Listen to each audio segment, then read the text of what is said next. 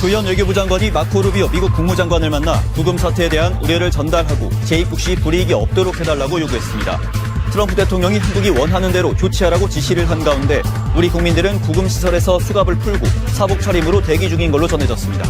이재명 대통령이 취임 100일을 맞아 오늘 기자회견을 열고 신성장 동력과 증시대책 등 민생 경제 부상을 밝힐 예정입니다. 코스피가 어제 사상 최고치를 기록한 가운데 이 대통령은 현재 50억 원인 주식 양도소득세 대주주 기준에 대한 입장도 밝힐 걸로 보입니다. 여야가 특검의 수사기간을 추가로 연장하지 않고 수사 인력 확대도 최소화하는 내용의 3대 특검법 개정안에 합의했습니다. 민주당이 특검법에 대해 양보한 대신 국민의힘은 금융감독위원회 설치에 협조하기로 했습니다. KT가 소액결제 해킹 사태와 관련해 통신망에서 이상 신호를 발견하고도 악성 코드로 잘못 판단해 4일 동안 신고하지 않은 걸로 드러났습니다. 현재까지 파악된 피해 건수는 270여 건, 피해 금액은 1억 7천여만 원에 달하는데 피해 규모는 갈수록 커지고 있습니다.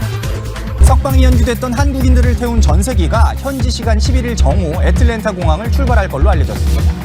이에 앞서 조현 외교부 장관은 루비오 미 국무장관에게 수갑 없이 신속하게 출국하고 미국 재방문에 불이익이 없게 해달라고 요청했고 트럼프 대통령은 한국이 원하는 대로 조치하라고 지시한 걸로 전해졌습니다. 이재명 대통령이 오늘 오전 취임 100일 기자회견을 엽니다. 미국 부금 사태와 부동산 정책, 검찰 개혁 방안 등 다양한 현안에 대한 질의응답이 이어질 전망입니다. KT 이용자들의 소액결제 피해 사건에 불법 초소형 기지국이 관련된 정황을 당국이 파악했습니다. 무단결제 피해는 현재까지 모두 278건, 피해액은 1억 7천만 원이 넘습니다.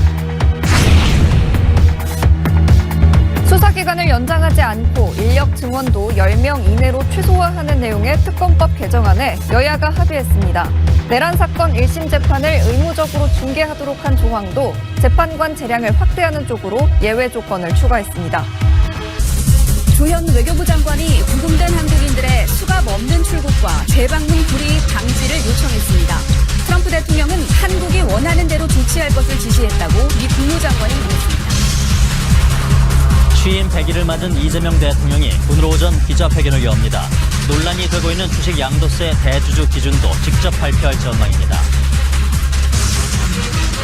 윤석열 전 대통령 부부의 해군 함정 선상 파티 의혹과 관련해 김성훈 전 경호처 차장이 함정을 탔다고 인정했습니다.